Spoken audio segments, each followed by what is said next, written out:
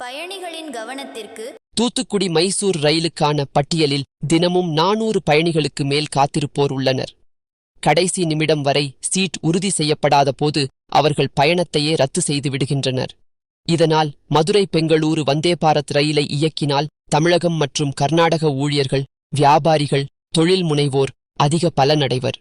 இதையடுத்து மதுரை பெங்களூரு வந்தே பாரத் ரயில் திண்டுக்கல், திருச்சி, கரூர், நாமக்கல், சேலம் வழியாக இயக்கப்படும் என தெற்கு ரயில்வே வாரியம் அறிவித்தது. இந்த ரயில் திருச்சி சுற்றிச் செல்வதால் பயண நேரம் அதிகமானாலும் பயணிகள் பெரிதும் வரவேற்றனர். இது தவிர இந்த ரயில் முக்கிய தொழில் நகரான ஓசூரில் நின்று செல்லாது என்ற தகவலும் ஏமாற்றத்தை ஏற்படுத்தியுள்ளது. இது குறித்து தெற்கு ரயில்வே பயணிகள் நலச்சங்க பொதுச் செயலாளர் பத்மநாதன் கூறியதாவது: ஏப்ரல் 20 மதுரை பெங்களூரு வந்தே பாரத் ரயில் இயங்கும் என எதிர்பார்க்கப்பட்டது.